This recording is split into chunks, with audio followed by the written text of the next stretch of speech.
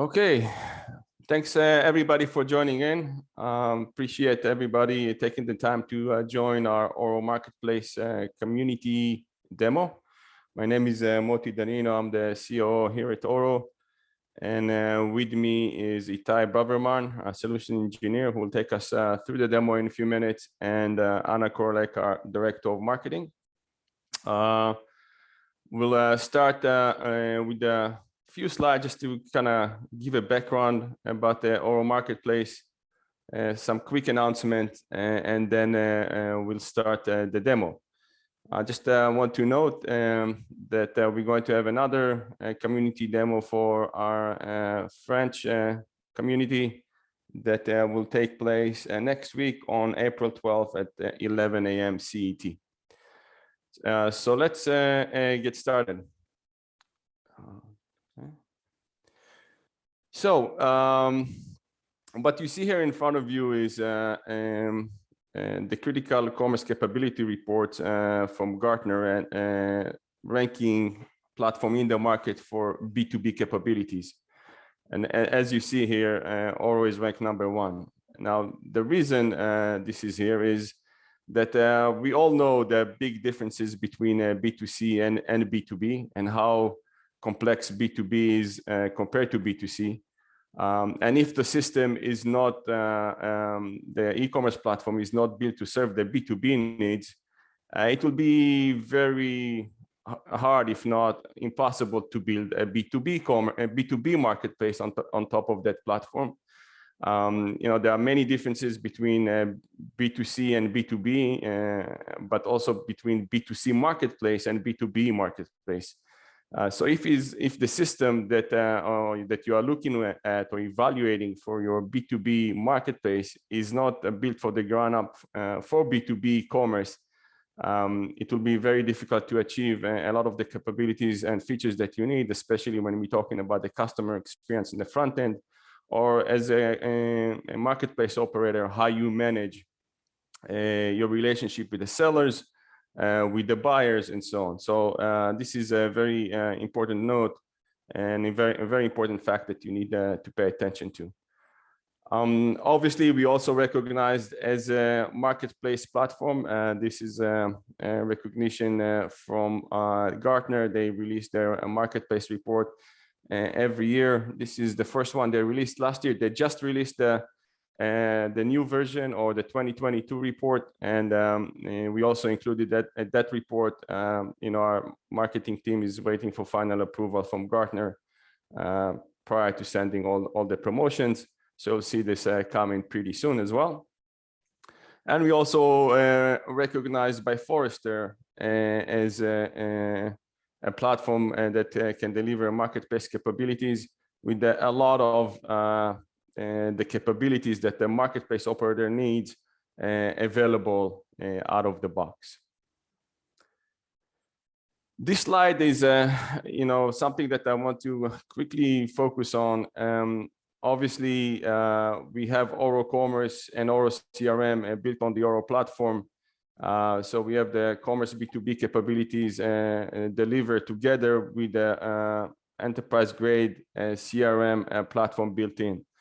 As you probably know, we launched Oro Commerce first, but when we launched Oro Commerce, we already took into account a lot of use cases in the B2B world that are also applicable for the marketplace. So from the get-go, from the day one that we launched Oro Commerce, we had a lot of capabilities that fits the marketplace needs. The Oro Marketplace is basically adding additional modules on top of Oro Commerce that they are very marketplace specific, and you see them today when Itai is doing the presentation. So for example, in the marketplace scenario, your front-end buyers will need the capabilities of split orders, right? Or the marketplace operator will need capabilities around seller approving and onboarding, or seller approval of product information before they go up to the marketplace, or how to manage a seller commission and how to disperse payments. So we added those modules on top of OroCommerce that already have core capabilities of a marketplace, which Itai will discuss later on, and basically provided this module so our customers and partners can deploy faster the marketplace. This module, just kind of as a side note, can be developed if we wouldn't have them. But obviously, we wanted to accelerate the process to provide more capabilities out of the box, so our customers and partners can deploy marketplace operations fairly fast and go live fairly quick with their operation to test it, and then obviously try and improve as they go. So again, our OroMarketplace is 95% OroCommerce with additional modules that are more specific to marketplace, which Itai will discuss today. Anyway, one thing that I want to mention here, that please ask questions. We have the Q&A, we have the questions buttons. If you have any questions, just send them our way. We'll try to answer all of them during the session, but if not, we'll get back to you after. So just a quick announcement before we go to the demo. This Friday at 8 a.m. EST, 5 p.m. CST, we'll have our second B2B Uncut podcast. If you remember, we had the first one with the Forrester analyst, Joe Sickman, about trends in the B2B e-commerce. This time around, we're going to talk about another very important topic for B2B. We see it all the time, which is data syndication and standardization in B2B, how not to waste time chasing the red herring. We have very good presenters here. Yoav, our CEO, will be the moderator, and we will have two partners talking about this topic.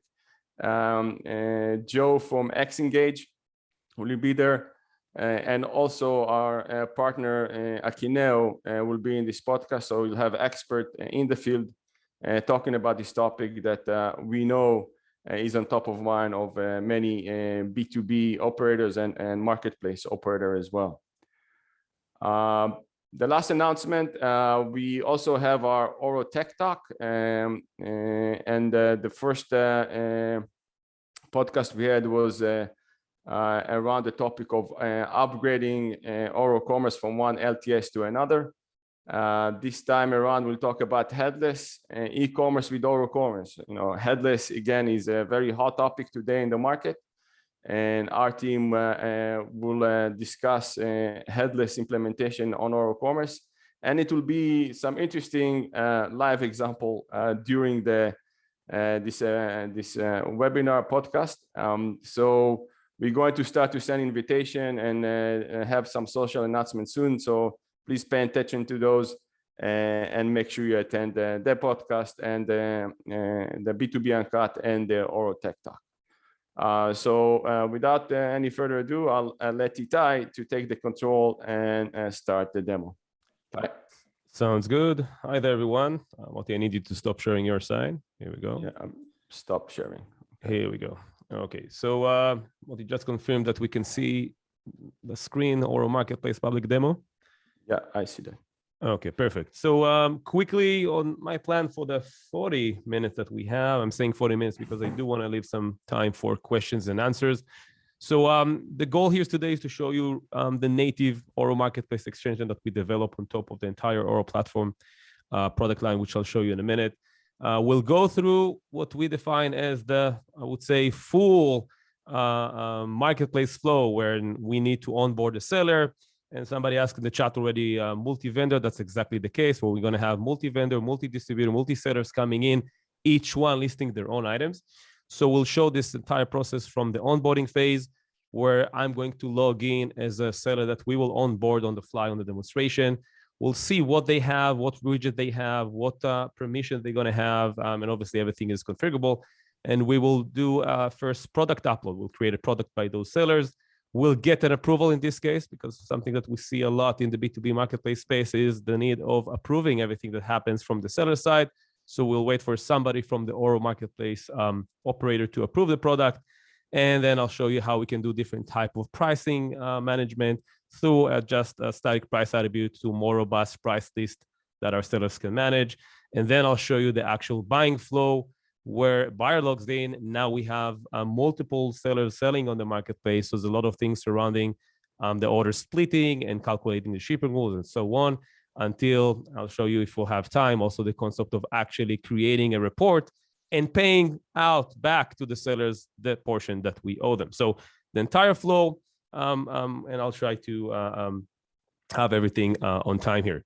So just quickly to recap what Moti showed, I just created something, a simplified version of one of the slides over there. But as you know, the way that it works with Oro, every bundle of Oro Commerce, Oro CRM, or platforms are all sharing some of the elements. And that's exactly how we did with the marketplace. So the Oro Marketplace will take some elements from the commerce.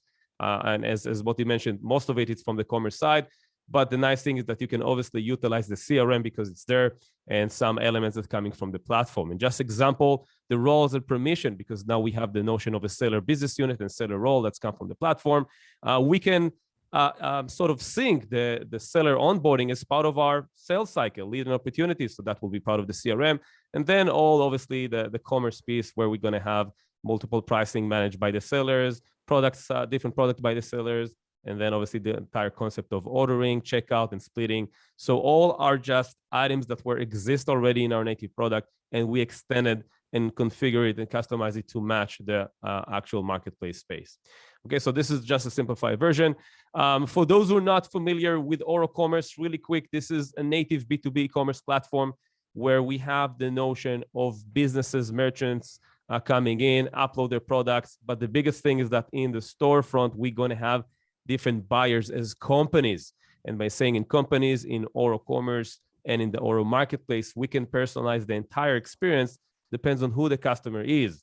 In this case, we can have companies from the pharmaceutical field seeing something, some product lines, some pricing, and let's say customers from the government side seeing different items. So that's going to be all native Oro Commerce functionality. Back to what I mentioned, and back to the diagram, and back to everything that I'm going to show today.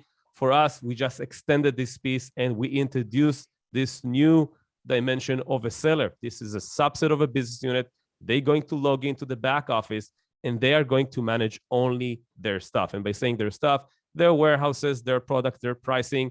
And we have customers who also utilize things like allowing them to manage landing pages and their own websites and so on, but we'll get there maybe on a different demonstration. So this was just quickly to show you how we took this new Oro Marketplace piece and we integrated natively into the entire Oro network. And now we'll jump to the actual demonstration. I just want to note that I would add here. So, obviously the value add that we have here, we focusing on B2B digital commerce, right? That's a big thing, as mentioned. Second, we have all the CRM capabilities built in that really allow the marketplace operator to manage sellers and buyer. Third, it's one system, right? You have the front end and the back end. So, there are some companies out there that provide only the back end capabilities, and then you need to integrate with another system, another e-commerce platform to provide the front end capabilities, and then you need to customize different system. Here, it's everything in one system, front end and back end included. I continue, Itai. Thank you, Moti. So the demo that I'm going to show today, obviously this is a fake company, Oro Pharma, but think about this as a marketplace for different pharmaceutical distributors to come in and to upload and create and sell and offer their different product lines. Could be OTC, controlled drugs, or anything coming from the pharmaceutical world. Okay, so in this case, for today's demonstration, I decided to go onto the pharmaceutical space just because I think it's going to be easier to understand. Now, what you see right now in front of you, obviously, this is what we define as what you mentioned, the storefront. This is where different buyers will log into the marketplace, and depends on who they are.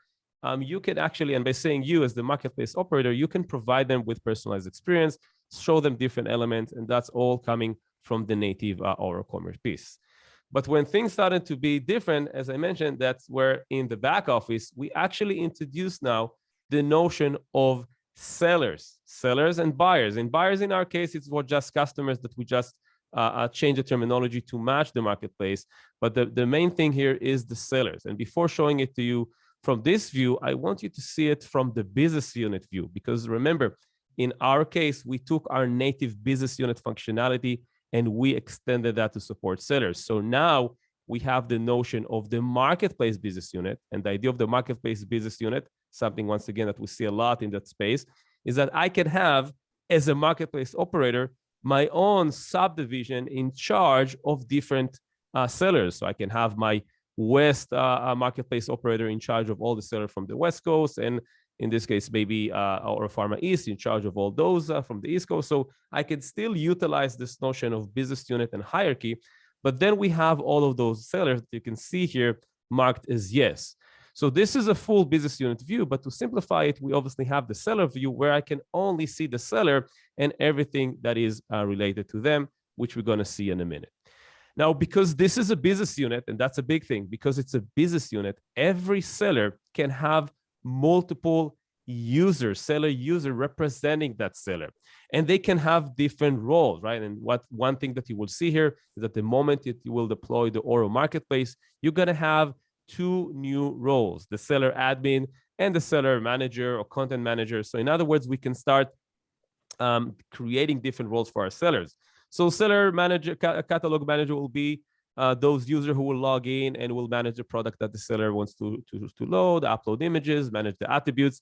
And the seller admin will be the one that will actually receive the order, manage the order, update statuses, and so on. So those are the things that you can do. And you can obviously, as a marketplace operator, can add more seller roles and you can change the existing one. But that's the first thing that you're going to see here. So we have the notion of a seller as a business unit. And within each one of the seller, we can have multiple users. That's one important thing. Now, in order to understand this quickly, let's start by onboarding a new seller. So I'm not going to use anyone that is already onboarded that specific OroPharma marketplace. I deliberately want to show you two different ways to create seller.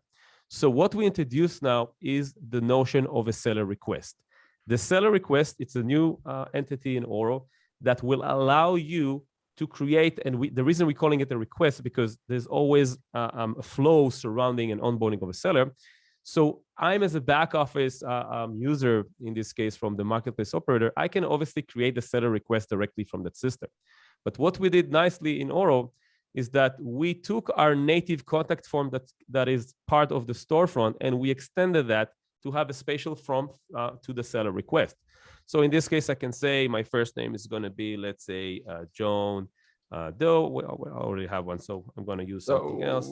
While Itai is filling in the information here, all these processes are built on our workflow engine.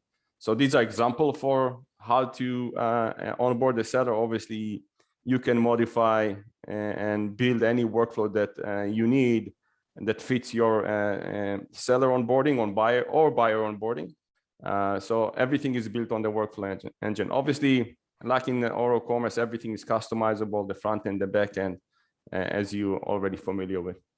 Mm-hmm. So natively, I can request to become a seller as part of the seller request, and then we can start introducing a flow here where different back office users, different users from the marketplace operator can come in and now have a flow where we need to maybe call them, validate the data, and so on, and then eventually reject and approve. So that's going to be a native part. But I don't want you to see this piece because I want you to see how you can take this notion of a seller request and actually nicely integrate it with the entire sales cycle that we already have in the OroMarketplace as part of our CRM bundle. And in this case, before the demonstration, I created a new lead that came, and it could be from any source. It could be from a form, from a third-party website, but eventually ended up as a lead, as a native lead in Oro. And now we can actually go through a seller onboarding flow. And I created a very simple flow where first somebody needs to validate the information. Is that a real seller? Do they have a tax ID and all those? And then eventually we see something that is very common in the space.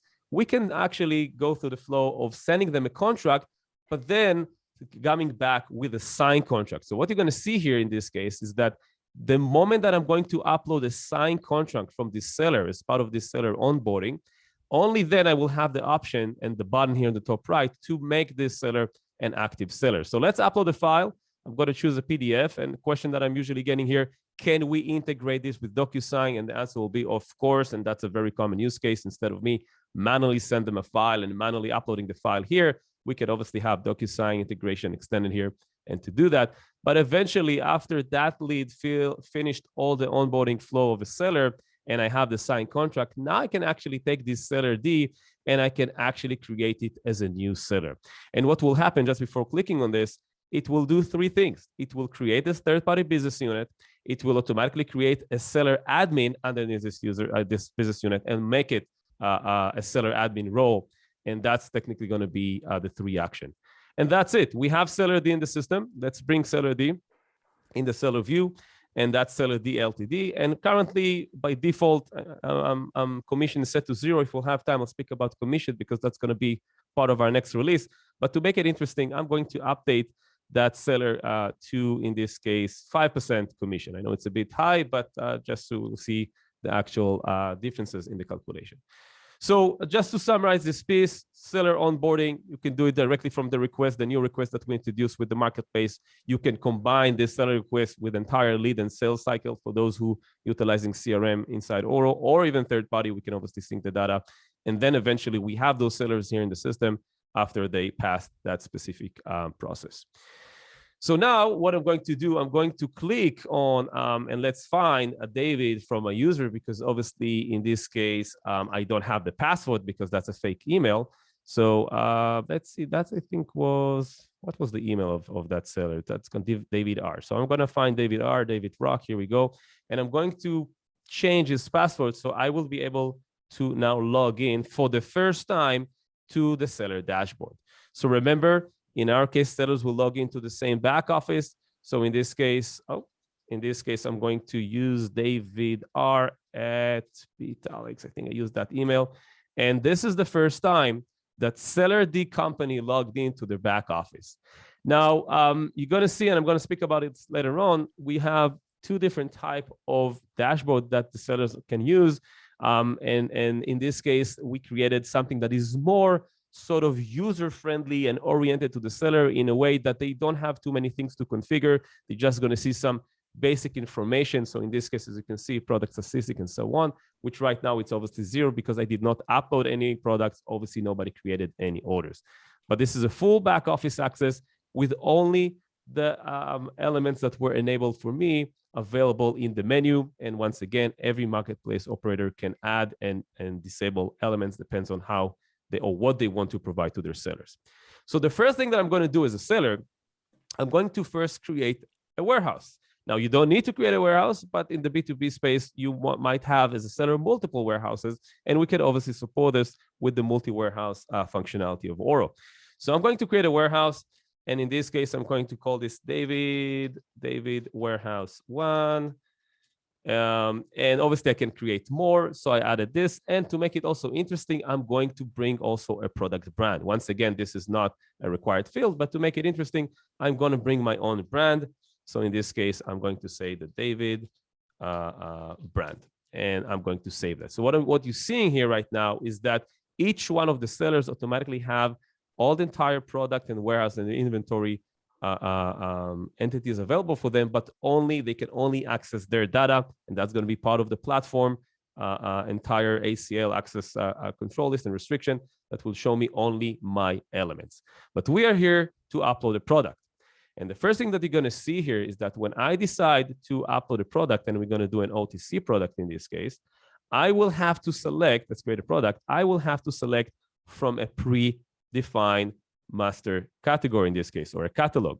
The way that it works is that the sellers obviously, and obviously you can extend that, but natively when you install the marketplace, the sellers would not be able to control the catalogs, and they would not be able to control the fields. That's going to happen by the back office operator, right? So me as the marketplace operator, this is where I can add my catalog, add elements and so on. That's coming from the Oro Commerce piece.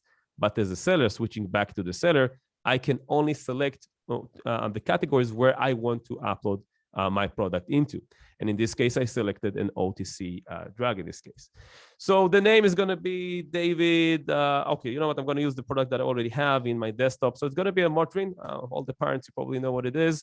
And not parents, I would say. But in this case, I'm going to upload this as think about it as a generic distributor of Motrin. And the reason I'm using something generic because I want you to see that different sellers can use the exact same Motrin, and they can use the exact same SKU. So let's say this is going to be Motrine Kids, okay? And that's going to be my SKU, and you're going to see in a minute why I'm using it. So one first thing that you're going to see here is that now we introduce this notion of a seller SKU. So we will allow multiple sellers, multiple vendors, multiple distributors to come in and to upload the exact same products, because the seller SKU eventually will be translated internally to the unique SKU in the system. So we still can distinguish between the product, but we will allow multiple sellers to sell the same items in the storefront. And I'm going to use a brand while it's make no sense because I'm using Motrine, but just to show you that eventually sellers can provide their own brand. I'll add some description. And once again, I have the visual builder to actually build my own product page. But in this case, I'm going to make it as simple as I can for time-wise here.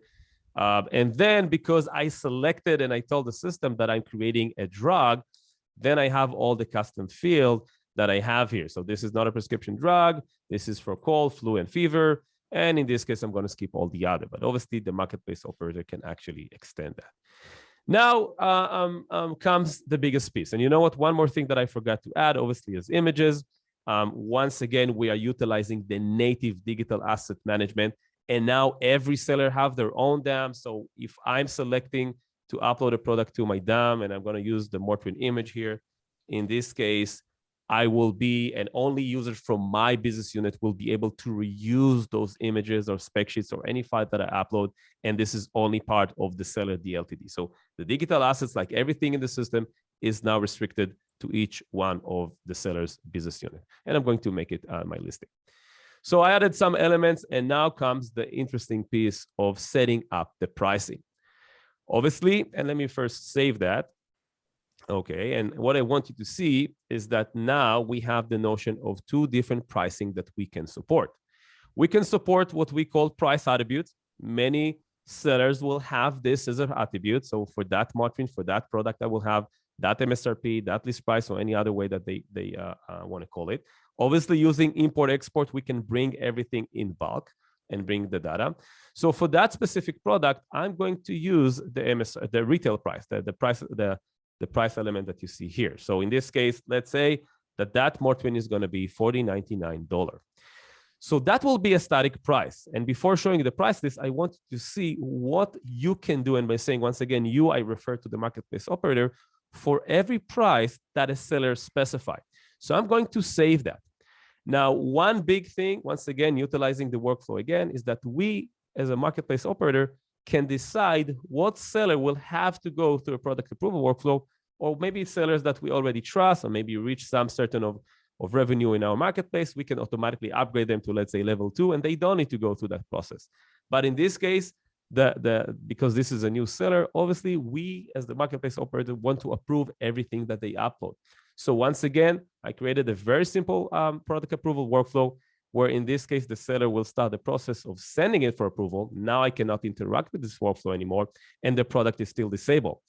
Now, while I'm waiting as the seller for the marketplace operator to approve this, I want to go back to my seller dashboard and to show you that I have one product that is now in the system, but it's still not published because it's waiting for approval. Once again, those widgets we will extend through the time and add some more elements, but we'll go back off into this screen to see how things are going to update.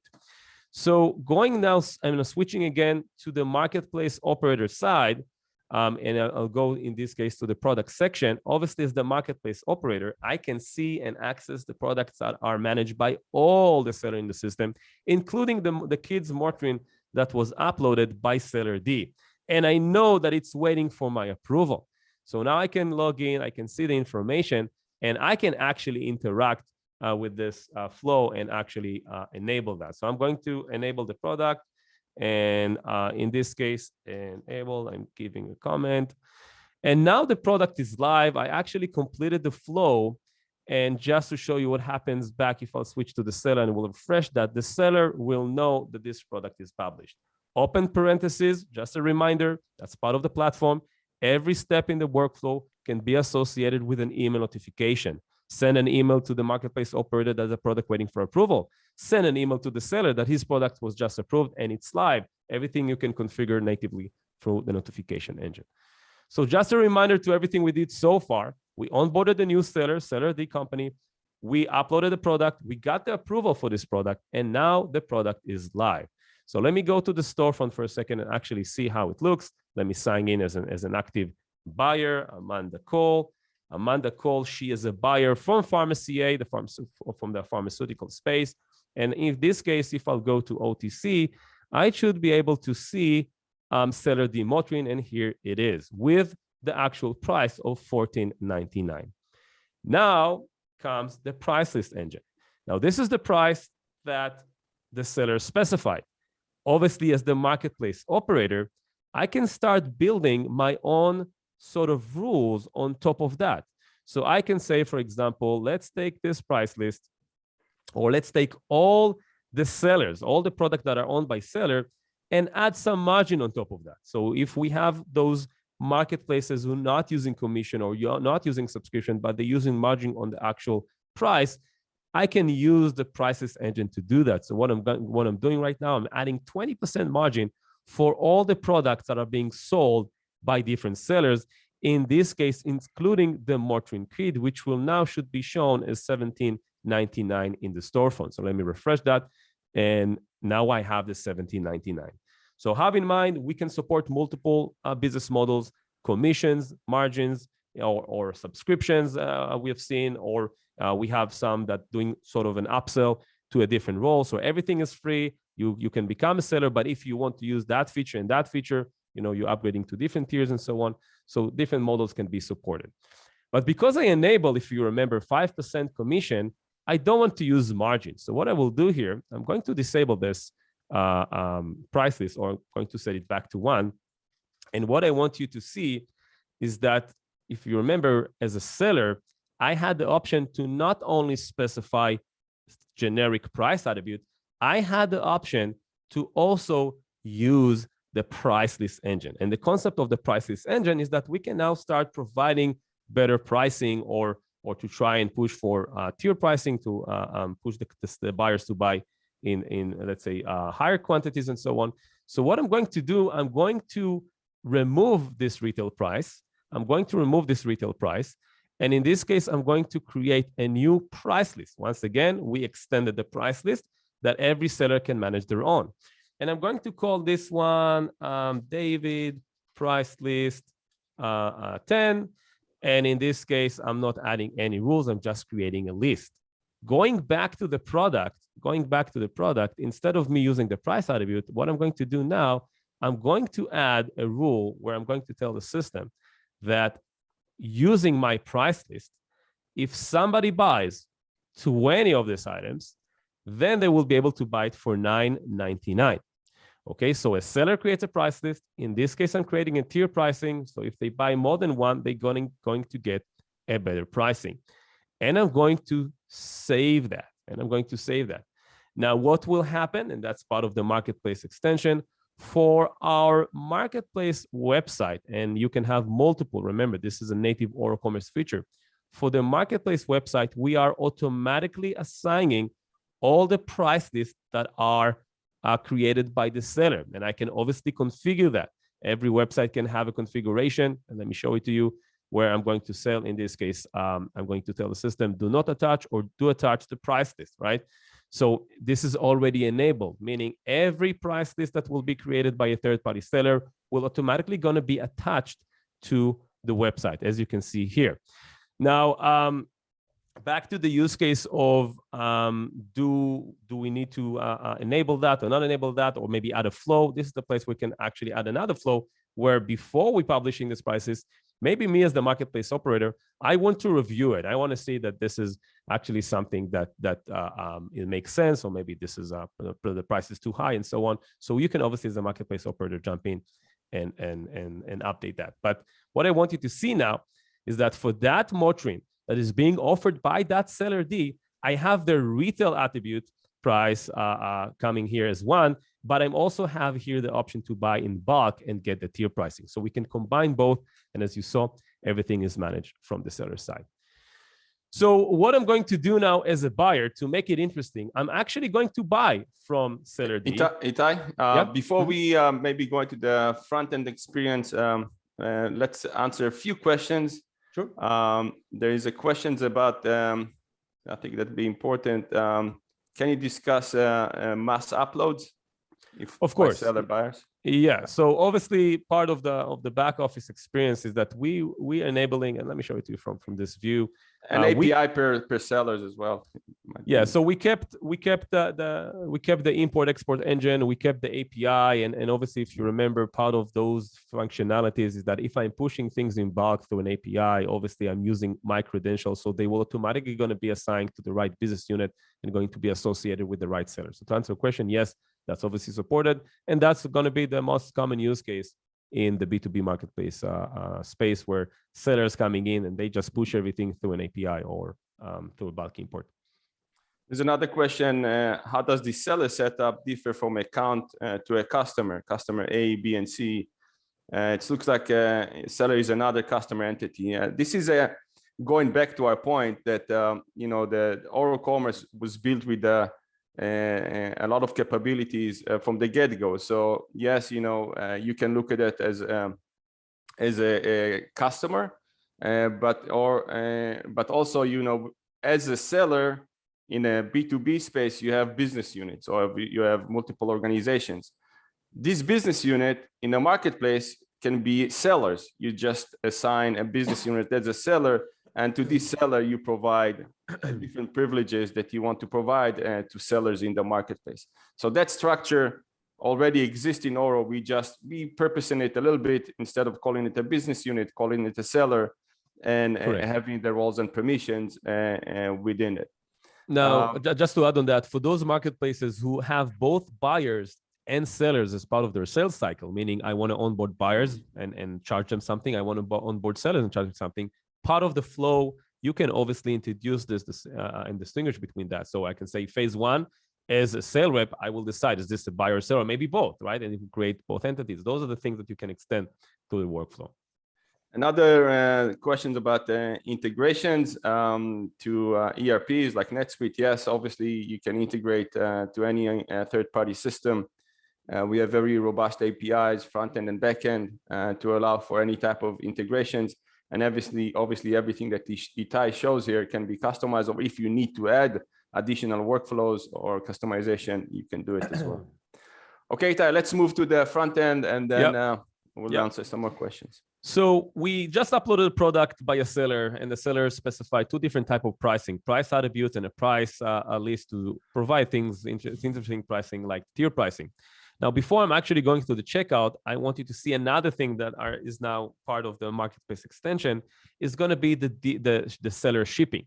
So obviously, each one of the sellers will have the option to specify their own seller shipping rules, but we still kept the option to the marketplace operator to disable and to use theirs, because we see a very common use case in the B2B marketplace space where the items are actually being fulfilled by the marketplace operator. So in this case, they want to use their own rules, and they can obviously do that. So once again, we are building the functionality to support those different cases. But now, because we want to show the entire marketplace suite, in this case, what I'll do, I will already enable the default seller shipping. And in other words, seller D can go to the system and actually specify their own shipping rules. And I can say that in my case, that's going to be rule number 1. In my case, every product that somebody will order will be, they will have to add $25 for that specific line item. Now, we enable the expression language. For those who are familiar, you can use any product attribute, any order attribute to start triggering different rules. So for example, if somebody buys from me, only from me as a seller, I don't know what's going on with other sellers, but if somebody buys from me, let's say above $5,000, then they're going to get a free shipping or lower cost and so on. So these are the things that we can actually do that. Okay, so I'm going to save that. We in the future, I'm going to speak about future releases. We will allow sellers to bring their own UPS, FedEx, or any other integration, so they will be able to manage our native integration to those systems to just specify their own credential and use their own rates. But in this case, I'm going to show you just static rules that the sellers can specify. Going to the storefront, what I want to do now, I want to go and as you can see here, I'm using the multiple shopping list to add products to a specific list. In this case, I'm going to use the product that seller D uploaded, the mortine that we see here. I'm going to order 150 of those, and I'm going to add it to my project one. You know what? Okay, I'll do it in a minute. And in this case, let me do something else deliberately here. 5 from this product. This is a product by Chris Pharma. I'm adding 10. And then this product from, to make it interesting, I'm going to buy product that belongs to the marketplace operator. So a marketplace operator can obviously act as a seller as well. So I'm going to combine it with also product from the marketplace OroPharma General. So now as a buyer, I have one shopping list, but this shopping list consists of 3 items from 3 different sellers or fulfillers. So what will happen the moment I'm going to start the checkout process, you're going to see here, and I deliberately jump to the shipping here, you will see that I'm calculating the rates from all the sellers together. Now, in the case of Chris Pharma and OroPharma, they probably set it to 0. So I only see the 25 that seller did specify, and that's going to be added to my total. But you're going to see it's not going to be added to everybody total. It's going to be only part of that specific seller total, which you see in a minute what I'm talking about. So I'm going to complete the entire transaction. And the moment that I'm submitting the order, in the system, we created one parent order 167. This parent order 167 includes all line items from all different sellers. But the system for every seller generated a sub order that will contain only their items. So order 168, which is the child of 167, include that item that is being fulfilled by seller D. So if I'll go back to the back office and I'll go back to the seller dashboard, now I see that I received an order. And that order is going to be 168. So as the seller, I don't see the parent. I obviously don't have access to the other sellers in this order. I only see what was ordered from me. And I see obviously my total, including the shipping, because I was the one that actually triggered the shipping rules. So this is a big engine that we developed, the ability to split every single thing, in this case, the totals as well of the shipping and the products, and obviously making sure that this is going to be updated and fulfilled only by that specific seller. So that's going to be the splitting piece. Now, what you're also going to see, I'm going back to the marketplace operator, is that obviously as the marketplace operator, I have access to all of the orders. That's because I'm the marketplace operator. I see the parent, but I also see the child. Now, this is where if you want to introduce things like commission, and if you remember, we did a 5% commission to seller D, this is where the system can start calculating things like order payout. So now for seller D, who have a total orders of $99.95 with an average order commission of 5, we technically need to charge 3.75 commission. So if I want to trigger the payout, that is how much I need to pay.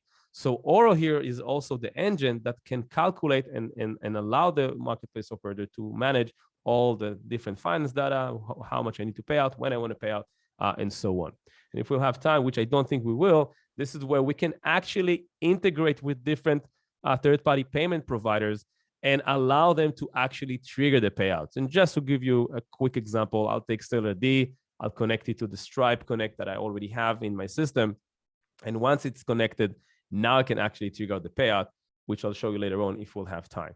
So the main thing, order is going to be splitted now, and each one of the seller can actually go and update their own sort of orders, add tracking number, and so on, which will eventually going to be fully exposed to the customer, because the customer have access not only to the parent order, but to the actual line items from each one of the seller individually, like the sub order 168.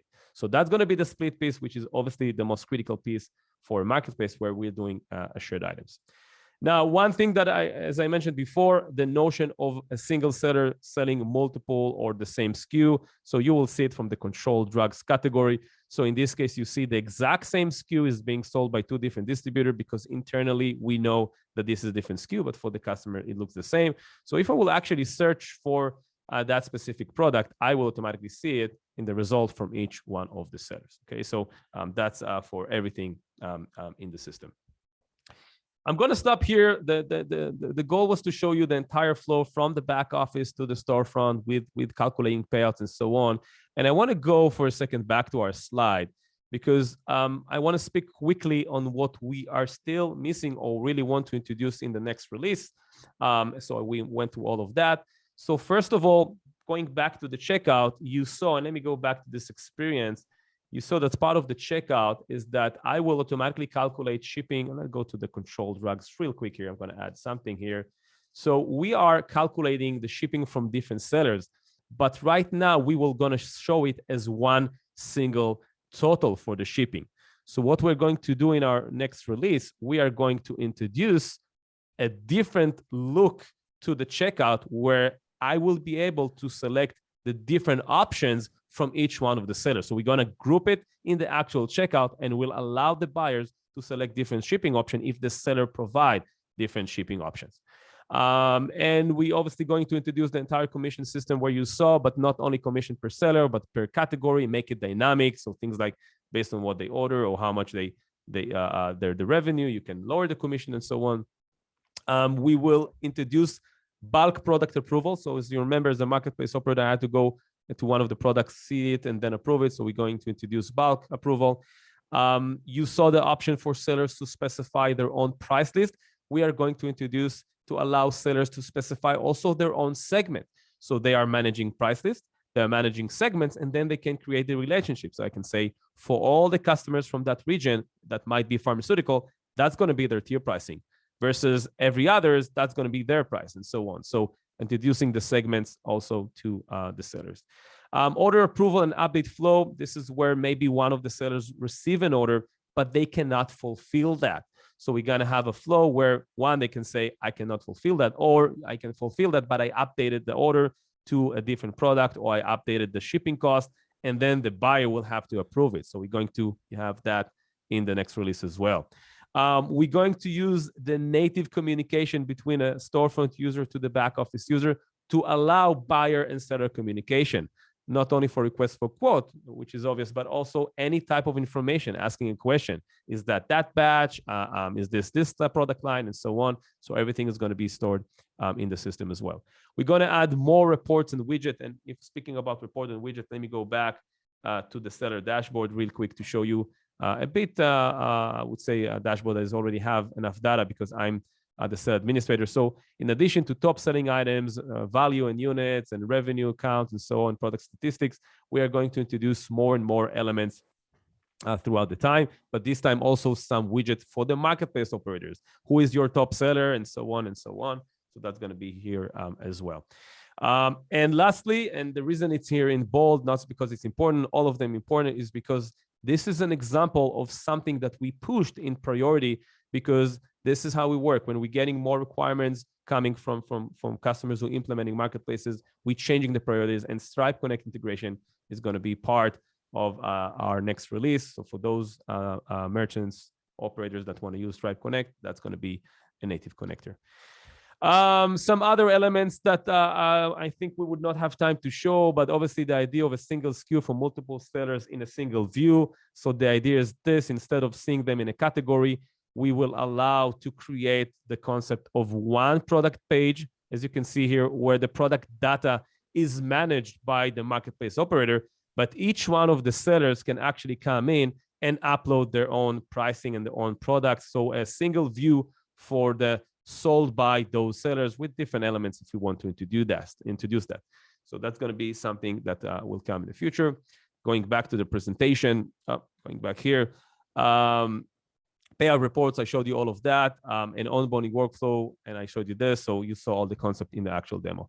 Some other thing to the future, simplified theme for the sellers. We got some feedback that for some less sophisticated seller that might be a bit too many functionalities, so we're going to create a more simplified theme, the ability to filter by seller and provide demo data for those who just want to deploy the marketplace and see how it works. And I'll skip all the other to make it on time. So I think that's it from my side. Moti, I think for the time we have left, let's try and answer as much questions as we can. And before we answer questions, so you see all these things that are coming up. Obviously, if you have a project that you work on, these things, most of the features here are not heavy investment. You know, they can be customized or built per project. But if you have a project, a marketplace project that you're working on, obviously we can prioritize these features based on requests from customers and partners. So I just want to make a note of it. But again, all the workflows, all the features, you can also can be part of a project specific. Okay, let's see. There's so many questions. We discussed the upload. I see here regarding version 5. So this is for version 4.2 and 5.0, 4.2.7, I would say, and 5.0. Okay. So just, you know, there are a few questions about cost that I want to address. Obviously, you know, there are a few parameters that drive the cost. So, you know, we're looking at items like, or parameters like the total GMV through the system. We are not, you know, taking cuts. Our models are not, you know, sharing the revenue with the marketplace operator. So we, as Oro, we don't take transaction fees or any cuts. It's based on few items that obviously would be that will drive the price for each project. Mainly, we're looking at the GMV through the system, number of transactions, looking at SKU numbers, and a number of seller, user, marketplace operator in the back office. Obviously, customers, marketplace operators can have as many customer accounts as they want. There's no limit on that. So, you know, based on these numbers, we can come up with a specific price for each project. Tadi, did you want to show something about the APIs? Yeah, so for those who ask about integration, obviously the system is designed to integrate APIs. We spoke about bulk import and so on. So yes, we can create integration to different systems as the operator, or for some time, we need to bring those big sellers and integrate to their system. That can obviously be created, the actual integration. There's a question on how to validate the SKU ID if the multiple sellers are selling the same. I think you discussed this, Itai. Yeah, so the way, and it's a good question, the way it works, and I will actually show it to you this time from the marketplace operator view. But if I'll click on Motrin, I'm in the seller view. So if I'll go to the marketplace operator and I'll click on that seller D Motrin, you will see in the view that I have the notion, let me edit this. I have the notion of the seller SKU, right? And I have the seller of the internal unique SKU. So yes, sellers can specify their own SKU, and I can have 100,000 sellers using the exact same seller SKU. Internally, they're going to have a unique SKU. And that's what you saw in the storefront, where in this case, I was in one of the categories. I think it was controlled drugs, and I had these two items, same SKU by different sellers. There's another question. I'm not sure it's clear to me, Itai. Is it possible to have a cart add to our website cart, so separate marketplace stores, separate marketplace storefront, but be shared checkout?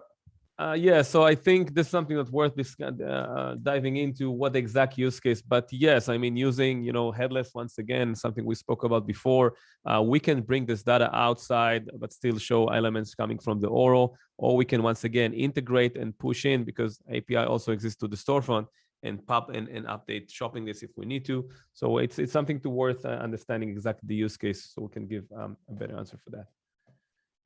And I know the person is, so we can contact him. Let's see.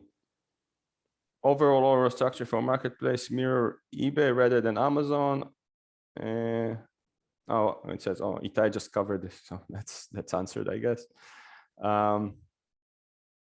Who do I contact to get more details? So you can contact me, Moti, at oroinc.com.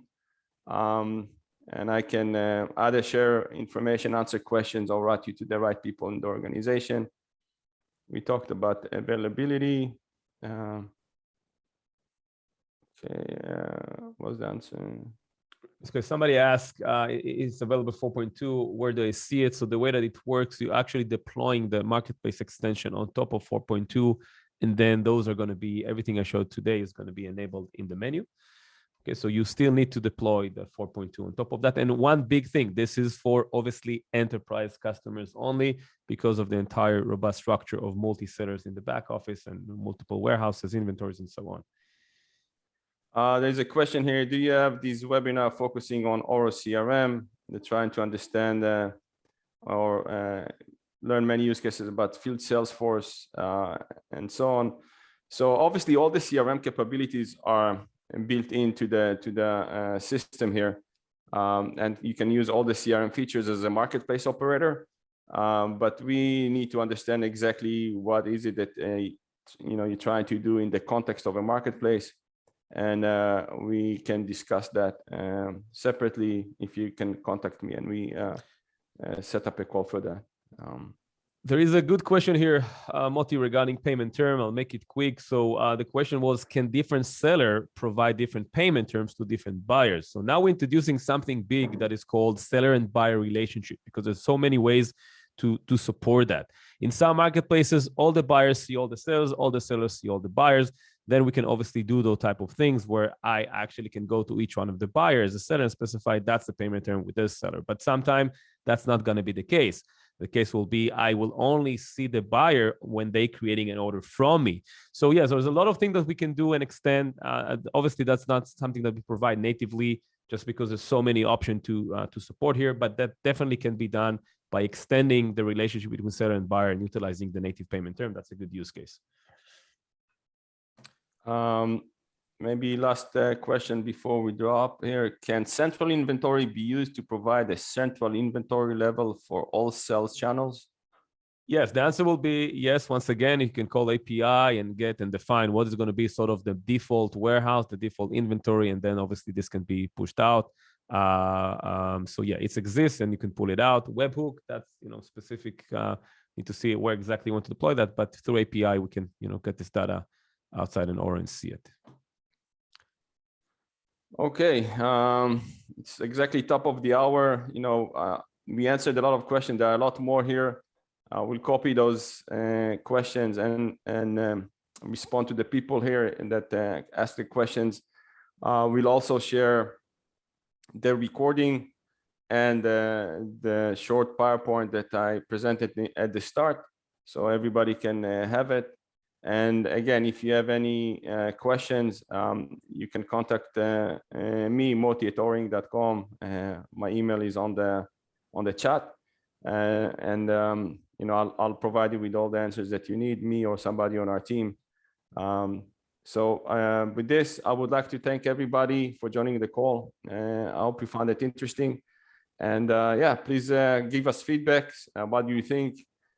We really value the feedbacks of our community. So anything that you saw here, anything that you have questions about or provide feedback, please do so. We much appreciate it. So thank you very much, everybody. I appreciate your time, and we'll talk soon. Thank you. Bye-bye.